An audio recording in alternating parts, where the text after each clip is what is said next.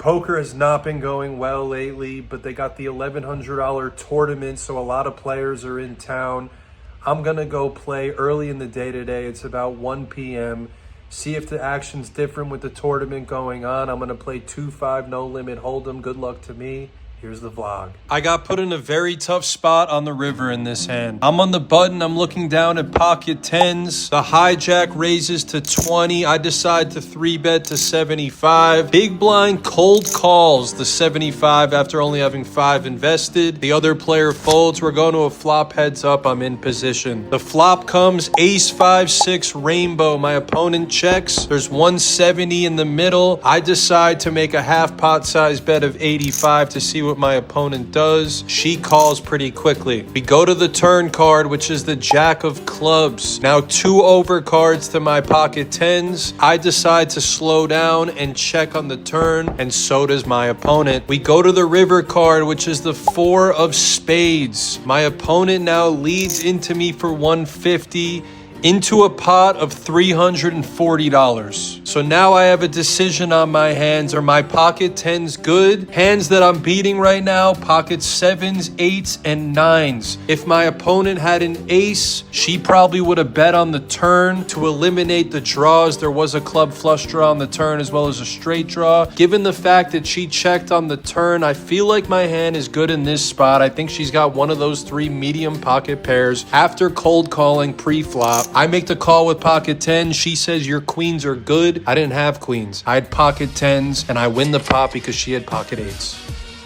This hand, I didn't believe my opponent. Under the gun makes it 20. I'm on the button and I got pocket queens. The hijack makes the call. Now I got a 3-bet, but the question is how much? I decided to make it 85, trying to get 1 player to continue and not 2. Under the gun, the original raiser calls, the other player folds. I'm now going to a flop heads up and I got position. The flop comes 9-4-6 rainbow. My opponent checks into me. There's $180 in the flop. I decide to make a very small bet, looking like I missed with ace king, ace queen, that type of hand. I make it 65. My opponent calls. The turn card comes the 9 of clubs, which makes it a lot less likely he's got pocket 9s in this spot. And now my opponent decides to lead on the turn, representing the 9. He bets 150. I took a minute to think it over, the hands he could possibly have. After calling the 3-bet and not 4-betting pre-flop, I don't think that he has aces or kings, and I don't think he's got pocket 9s either. I decide to call the 150 and not raise because I'm in position. We now go to a river card. The river's not the greatest. It's the king of diamonds. If he has ace king, he gets there. I know he doesn't have pocket kings, but he goes for a massive sizing on the river. He bets 440, which doesn't scream like value to me. It screams like I don't have a great hand and I'm trying to bet big to bluff at this pot. I think it over, eventually throw 1 chip in to make the call with my pocket queens. My opponent flips over pocket 8s, and I make a good call on the river and take down a massive pot.